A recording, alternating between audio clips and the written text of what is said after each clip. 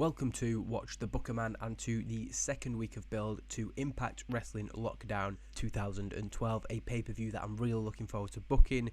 And last week we took big steps in the development of the pay-per-view when Kurt Angle came out, announced that he was stepping down from his position as matchmaker in Impact Wrestling. Samoa Joe then came out to mock him, leading to the announcement that Kurt Angle would return to the ring at Lockdown against his long-term rival Samoa Joe. We thought that blockbuster announcement was the end of the episode until Paul Heyman walked out, making his return. He hadn't been seen since he himself stepped down at the end of 2011, and tonight the intrigue, I hope, is what he will have to say upon his return. We also have 5 matches that were pre-booked in various manners last week, so let's go into this week's episode of Impact Wrestling.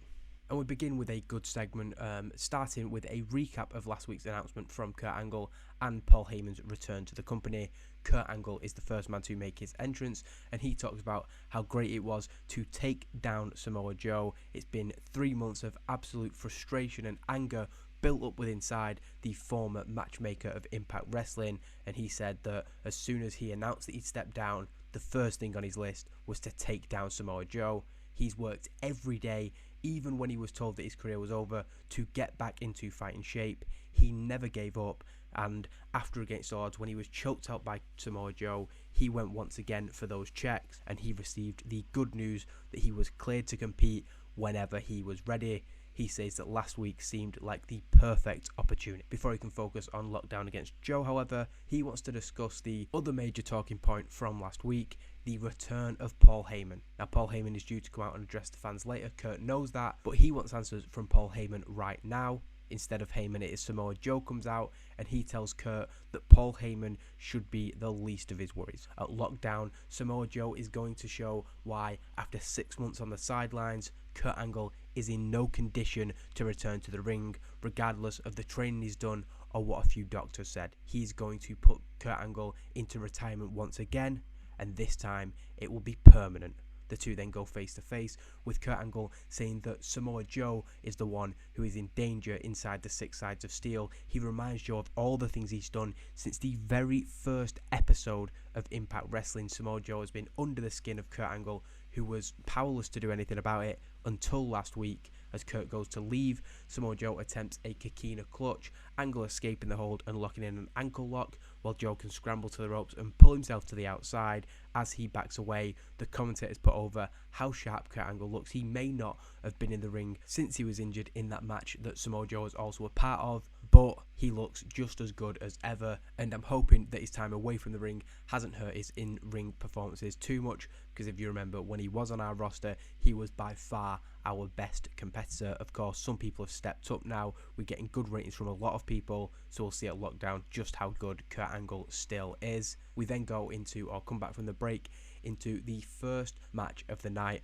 and it is Brody Lee versus Jimmy Jacobs, and this is the match where the New Age of Honor are punishing Jimmy Jacobs for him not standing in line with them against the New Age Originals. The New Age Originals also want nothing to do with Jimmy Jacobs, and the match goes pretty much as you'd expect. Now, Jimmy Jacobs wasn't happy with the booking of this, but Brody Lee pretty much dominates him for 7 minutes. We're trying to get Brody over as a major monster heel, so he does pick up the win, and it's a case of just hitting him with every big move that he can, and Jimmy Jacobs keeps kicking out for 7 minutes. He kicks out of a choke slam, he kicks out of a big boot. We're trying to, of course, build to a potential face turn for Jimmy Jacobs, so we want him to seem valiant as the underdog in this match, but ultimately when he tries a small comeback, it stops short. Brody Lee with a black hole slam and does pin Jimmy Jacobs, but the idea here with Steve Corino at ringside is that Brody can only end the match when Corino feels that Jacobs has been punished sufficiently. After the match, Steve Corino joins Brody Lee in the ring, addressing Jimmy Jacobs, who is held up by Big Rig. He's pretty much unconscious at this point, but Steve Corino still has a message to send to him, as if that wasn't already enough. Corino tells Jimmy that he tried to help him help himself, but people like Jimmy Jacobs can't help but relapsing into their old ways.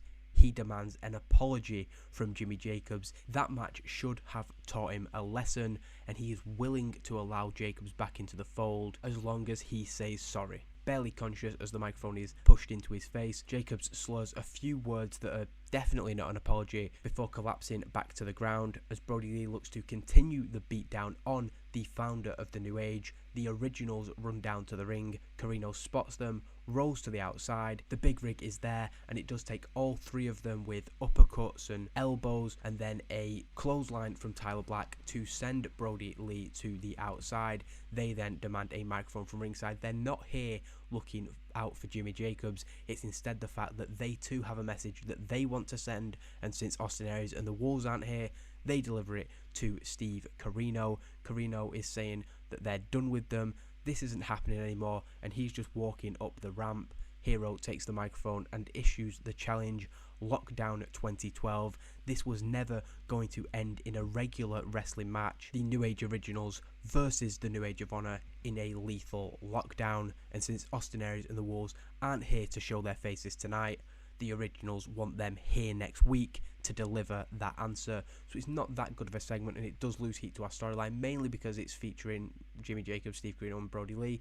Maybe a bit harsh on Steve Carino there, but people who are less over. Obviously the main body of this storyline has been the rivalry between Hero, Castagnoli and Black, and Aries and the Wolves, and to be fair, even those guys, they're better in the ring than they are in segments generally, but there's a lot of green notes, so only Brody Lee coming out looking dreadful. Not going to complain with that, as we have plenty of weeks or plenty of segments to build this match back up. We then see that earlier today, Paul Heyman arrived at the building, and he's going to explain why he's back tonight. Throughout the night on commentary and through segments like this, we are going to try and hype up what Paul Heyman has to say. We then get the entrances of the Beautiful People before their match with Mickie James and Gail Kim. We then get the music of Mickie James. She comes out, but when the music of Gail Kim plays, the Impact Knockouts champion is nowhere to be seen. It appears that she's missed her cue. Confusion from everybody in the ring and from the commentators, until we cut to the back and we see a repeat of the scene from last week. Gail Kim is shown in the back, down, relentlessly being assaulted by Hamada. The only difference here, I guess, is that there's no Larry Sweeney to calm her down this time. While security can eventually restrain Hamada, it's clear that Gail Kim is in no fit state to compete immediately after such a brutal attack. Despite her recent struggles, Mickie James is convinced to face the Beautiful People after Angelina Love and Velvet Sky suggest that she'd be letting her fans down if she refused to do so. Mickie James, being the valiant face, stands up and says that she will face the two of them. However, during the match, while Mickie James is being beat down and being taken control of in what is essentially a handicap match, the most bizarre of partners comes out for her. Tara coming and standing on the sidelines. Mickie James instinctively, when she gets a little bit of a break from Velvet Sky, does go to the corner, sees a hand and tags it in, but she's kind of in no condition to properly take in what's going on. Tara does come in with the hot tag, so bizarrely from a very strongly heel butt character, she's been obviously the enemy of Mickie James and then Gail Kim for a long time. Well, she now gets the House of Fire and picks up the victory with a Widow's Peak. After the match, of course, there is the confusion. The commentators selling it, even the Beautiful People selling it, and Mickie James, once she returns to the ring, she is completely bemused. Tara having her arm raised in the ring alongside her, and Mickie asks Tara what the hell she is doing out here, but Tara just has a smile on her face, shrugging and saying, "We won." Mickie isn't so easily won round, however, asking the referee what's going on. Why did the referee let it happen? The referee points to his earpiece. Of course, the commentators will have explained during the match. Obviously, somebody in the back has cleared her to be Mickie James's partner.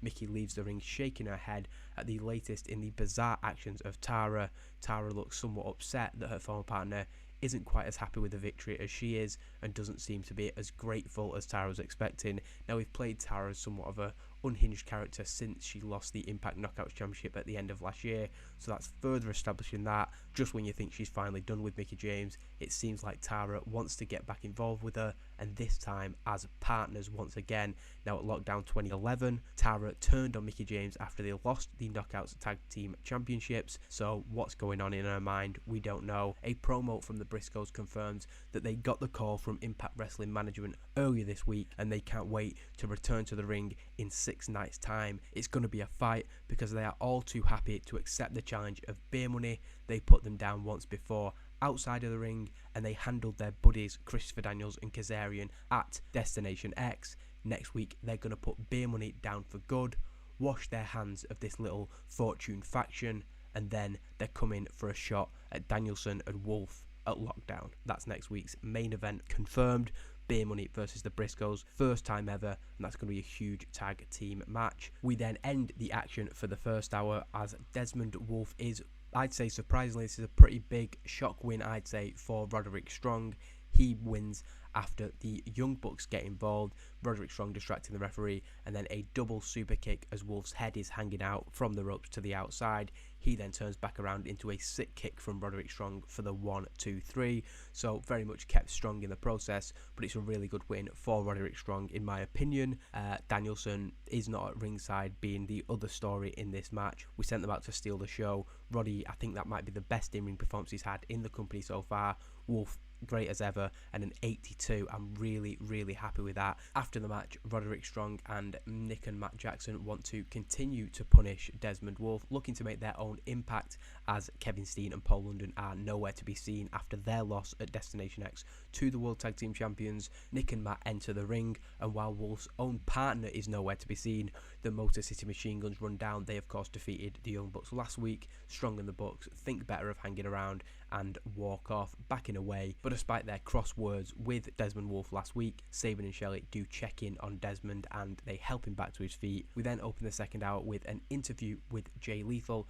He's talking about his main event match with Jeff Hardy, and Borash asks him about the importance of victory during what is one of the most important times of the year. He may not be getting the title shot at Lockdown, but if he beats Jeff Hardy, who knows, Slammiversary around the corner, sacrifice in between, he could really put his name on the line for contention. Lethal puts over his chances, speaking confidently about the main event tonight, but does sort of turn to Maria for reassurance throughout. So he's trying to present himself as this confident main event figure, but he's also looking to his wife. He's maybe not quite as confident as he's trying to make us believe with his words. Jay Lethal ends his interview saying that he will defeat the Impact World Champion tonight, but when he turns to Maria that time, she adds, "You better," before walking off. We then get a little Easter egg, I'd say, because it's not actually mentioned on screen, but when the camera pans to follow Maria out of the shot, the New Age Originals are seen in the background. As they speak, they're approached by a worse for wear looking at Jimmy Jacobs, so there we're just teasing something without explicitly stating it as a storyline development.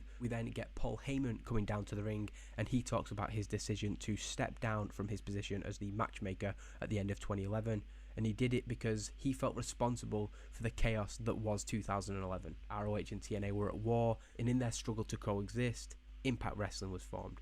And what he wanted was a company with a new identity and a stable foundation that could be built without him. He felt that it was better that he took a step back. In retrospect, he realises that he was the only one holding this place together, so the arrogant Paul Heyman back, of course. And it seems like Dixie Carter knew that, because when Kurt Angle made his decision to step down, the first call that she made was to Paul Heyman. Now, Dixie Carter clearly had an offer for Paul Heyman. She had something in mind, him coming back and taking the reins. But things have changed in the last 4 months, things going on outside of professional wrestling that meant Paul Heyman had an offer for Dixie Carter. In fact, the timing of that call couldn't have been any more perfect, because he just received confirmation of something that he can't wait to share with the world. But Paul Heyman will not be returning to his old job. Impact Wrestling matchmaking is not going to be his responsibility, but he will be back on our screens. He will be back on Impact Wrestling, and he isn't planning to come alone. He's going to be talking with Dixie Carter a lot over the next couple of weeks, because while the exact dollar amount is still being worked on, Paul has reserved 2 front row tickets for Lockdown. He'll be in one of those seats, and his special guest will be in the other. Samoa Joe may be the next big thing in Kurt Angle's future, but his eyes, like the eyes of the entire sports world, is going to be on this Lockdown pay-per-view. A great return promo from Paul Heyman in terms of the rating, hopefully setting up some intrigue and some hints there that maybe point to who it may be that is coming with Paul Heyman. But it's a very big thing, and we're only a few weeks away from it now. If you know, you know, and if you don't, I really think that you're going to like who it is that Paul Heyman is bringing with him. Confronting Tara in the back as she sets up for an interview, Mickie James asks her former partner turned bitter rival what on earth she's thinking. After everything they went through in the last 18 months, the last thing that Mickie wants to do is to be dragged back in to whatever is going on with Tara. It's clear that there is something going on in her head, and Mickie James wants no part of it. Tara looks saddened and bizarrely surprised by this, saying, "But I helped you tonight." Mickie asks if Tara is serious right now, She reiterates she wants nothing to do with her, as if after everything they've been through, coming out and helping her on this one occasion is going to make a difference. As Mickie turns to storm off, Tara tells Mickie, "I need you." Mickie stops, and obviously that's such a strange thing for her to say that she does turn back around, and Tara adds, "And you need me too." She then puts her hands on the shoulder of Mickie James and tells her that she is going to make things right. She promises Mickie that, and that's why she is here to challenge Hamada for next week. She knows how close Mickie is to Gail Kim, and she's going to prove herself by fighting for her friend next week. Mickie James is completely flabbergasted by this. Obviously, it's a lot for her to take in, so her reaction is to simply get out of there. But Tara, of course, trying, it seems, to gain favour with Mickie James, but it'd be foolish to put too much stock into what she has to say. El Generico then defeats Kenny Omega in the fourth match of the night in 4 minutes and 41 with a haluva kick. Now, Kenny Omega partially gets this match due to a great performance in the Super X Cup last month, but also due to Scott D'Amore going to management and making sure that he got his opportunity on Impact Wrestling. Scott D'Amore is at ringside for the match, which means that Colt Cabana decides to join his friend El Generico, and the X Division champion can pick up a victory, his 10th win of the year in 11 matches, the other one a draw, so pretty much nobody in the company has a record that can match El Generico at the minute. After the match, as the X Division champion has his arm raised after a tough challenge from Kenny Omega, we have to put over the performance of Omega as well. Charlie Haas and Jim Cornette make their way down to the ring. Sensing this as a potential threat, Colt Cabana also enters the ring to back up his friend. The four men face off, with Charlie Haas hitting a cheap shot to Colt Cabana, sending him down to the canvas. El Generico looks to retaliate, but the fresh Haas is able to take the X Division champion down with a double leg, and then he's just laying into El Generico. Cabana tries to come back, but gets kicked in the head and booted out of the ring by Charlie Haas, who is this vicious, aggressive guy now since the heel turn against Shelton Benjamin, who he put out of action, remember. Haas then puts Generico in a tight headlock, refusing to let him go. The air is being cut off from Generico, and his face is turning red, and Jim Cornette takes this time to cut a promo on him, and considering the record that I just spoke about, it's not really making sense for Cornette to say this, but we see that he has a personal vendetta against El Generico, who he calls a joke of a champion, a clown who doesn't belong inside a wrestling ring, but rather at a circus. At Lockdown, Charlie Haas is going to return the X Division Championship to a real professional wrestler. Jim says that if anybody has been living under a rock and hasn't seen what Haas has been doing in the last couple of months, he suggests that they tune in next week and watch him tear Colt Cabana limb from limb. Having been caught up with in the back by the Impact Wrestling cameras, Bryan Danielson is asked about not coming out to help his partner earlier when he appeared to find himself in a 3-on-1 situation against Roderick Strong and the Young Bucks. Bryan Danielson explains that he was simply doing what Desmond Wolfe told him to. He told Bryan explicitly to stay away last week. Everybody heard it when he was on commentary, so he did. If Desmond Wolfe is too arrogant to take advice from Bryan Danielson, that's not his problem. Walking into the shop, the Motor City Machine Guns confront Danielson and say that Wolfe may not be easy to get along with, but leaving your partner to face 3 people on their own, that's not right. They don't have to be friends, but the World Tag Team Championship should mean more than any personal differences, even for Danielson and Wolfe, who of course have such a storied and bitter rivaled history. Bryan looks annoyed to be questioned by the two men and says that his advice to them is that they mind their own business, or he might have to start kicking heads in to get through to him. Alex Shelley steps up to Bryan and says that why doesn't he do that next week on Impact Wrestling, so the challenge accepted. While Sabin struggled, the other two improvise well. We then get a video package that looks back at the history between Awesome Kong and Sara Del Rey, documenting their famous rivalry in this Knockouts division. Cutting a promo in the back, Sara Del Rey lays down a challenge to Awesome Kong, pointing out that she is the only woman on the planet to hold a positive win-loss record against the dominant Knockouts Tag Team Champion. After Del Rey reminds the world what she's capable of, the following week, 3 nights before Lockdown, Alyssa Flash wants Rosita.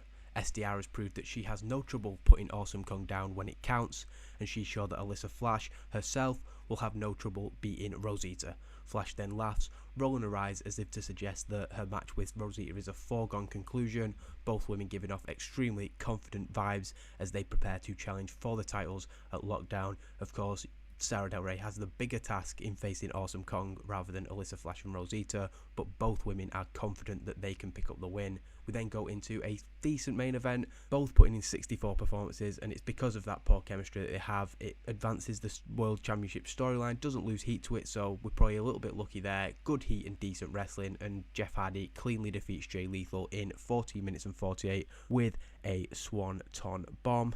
After the match, as Jeff Hardy stands tall, he is given little time to celebrate as he is jumped from behind by CM Punk. Of course, we saw him walk out on the show last week. We didn't know when he'd be back or whether he'd be back. Well, he's wasted no time. Now that Kurt Angle's stood down, he is back and he lays into the world champion with closed fists to the head, absolutely furious, taking out his anger on Jeff Hardy, the new champion, the person who took the title from him in that 4-way at Destination X, and he busts him wide open, demanding a microphone. Punk sits beside Hardy yelling, "This is a champion to be proud of." He then asked Jeff if the fans would be proud of where he spent the first half of 2011. Is that what Sting is proud of him for, or is it the fact that it took him 2.5 years to do what it took Punk just months to do?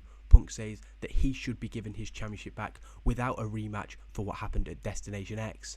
But actually, he cannot wait to be locked inside the steel cage with Jeff Hardy.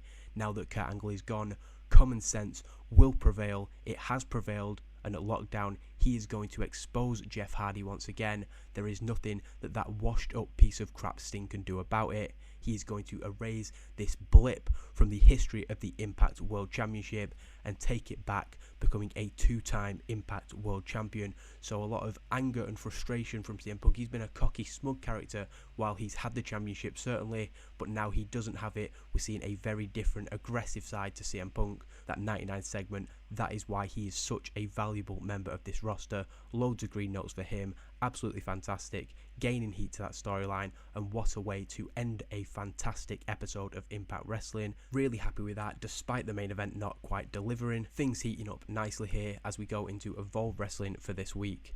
Evolve Wrestling begins with a video package looking at the return of Homicide last week. He attacked D'Angelo De Niro and Consequences Creed, and he cuts a promo saying how much he hates D'Angelo De Niro. He's back to take him down, to take the Evolve Wrestling Championship, but tonight he faces Sonjay Dutt, and he's going to send a message to the champion through that match in our main event. Alyssa Flash and Sarah Del Rey then defeat DNR in 7 minutes and 2 seconds. Alyssa Flash pinning Roxy with a flash driver. I actually wanted to change that to Sarah Del Rey getting the victory so that we could promote her match with Awesome Kong further, but it doesn't really matter. Two very good performances from Alyssa Flash and Sarah Del Rey. They're getting up there into absolutely not quite the same as the male main eventers, but certainly upper mid-card level performances, and that's what we want to see. It shows that the build for these two women is, we're doing a good job of building them up. Basically, they stand tall. It's Awesome Kong versus Sarah Del Rey next week. That's what this match was designed to promote. Amazing Red then puts over Low Key last week, the performance that he put in, and the fact that in recent months he's been really hard on him, but Amazing Red now sees why he was doing that. He wanted to bring more out of Amazing Red, and he did just that. Low Key showed the right way of doing things, but last week Homicide showed the wrong way of doing things. He doesn't want to get too much into that, but he wants to build the momentum from last week, and he's going to do that against Tyson Dukes up next. Unfortunately, has a gimmick that's getting stale, so maybe actually after this win over Low Key, it was the right time to give him a new gimmick. I'll try and remember to do that for the next time he appears on screen.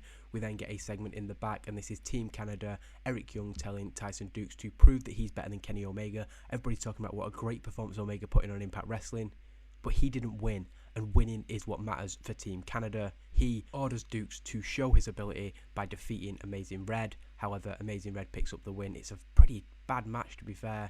Amazing Red really off his game there. Not the level of performance we wanted from him if we're going to give him a push. But a Code Red in 6 minutes and 8 seconds is enough for him to pick up the victory. After the match, the focus is again on Team Canada. Eric Young berating Tyson Dukes, which sees his tag team partner Sean Spears step up in EY's face. He doesn't like this bullying from Eric Young, essentially. EY then turns to Scott D'Amore and tells him to get Kenny. Maybe he's somebody who'll listen, unlike these two ungrateful guys in the ring. Young storms off, D'Amore following behind him, and it's clear that Dukes and Spears aren't particularly happy with the situation. Another really poor segment here, RD Evans appearing. It's just a one-off thing for the time being, or maybe just over the next few weeks. He issues a statement on behalf of Adam Pearce, who is of course not here after he pushed over referee Paul Turner a few weeks ago, and RD Evans. It's something that I roll my eyes at any time I see it in wrestling, but we're 2 and a bit years in, and I'm finally going there. He is going to take legal action against Impact Wrestling and Evolve Wrestling because he feels that he's been unfairly treated. Adi Evans cites other instances of people laying their hands on officials or doing things that they shouldn't have done that maybe led to only a fine or a suspension, but we're talking about much more severe things for Adam Pearce here, and the idea here is that he's just going to try and wrap the company in legal circles. I'm even hating myself for saying this because I absolutely hate legal stuff in wrestling TV shows, but it's going to be a short-lived thing and it's only on our very small B show, so I might let myself off for that.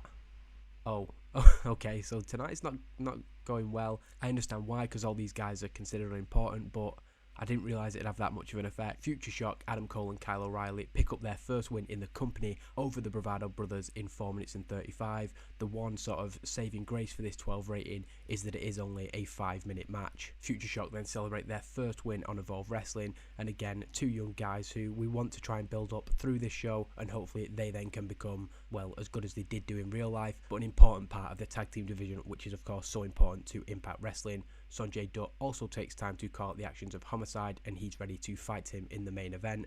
We then get an advertisement from Larry Sweeney. He's currently without clients and he's offering his services. We're also putting across here the attack from Hamada last week because Larry Sweeney has a black eye while he's trying to say that he's going to do such great things for his clients. So hopefully a bit of a funny segment from him, obviously given free reign to cut this promo however he wishes. We then get a solid main event. Homicide picking up a victory with a, says Cutter, I'd prefer the Gringo Killer, 10 minutes and 21 by pinfall, and it's a good win for him. 62 ratings, not too bad actually. Sanjay Dutt always puts in a solid level of performance too, advancing the Evolve Wrestling Championship storyline, and again doing it as D'Angelo Dinero comes out for revenge. Following the match, Homicide gets out of there. He's already been in a match. He does not want to fight with D'Angelo Dinero right now, but Pope tells Homicide whenever he wants it, he is ready to fight him. So despite some really bad stuff on the show there, we still come out with a 62 rating, so not too much to complain about. Happy with this week overall, and again, it's all about that build to lockdown, teasing big things that are coming. Samoa Joe's got himself a catchphrase, fair enough.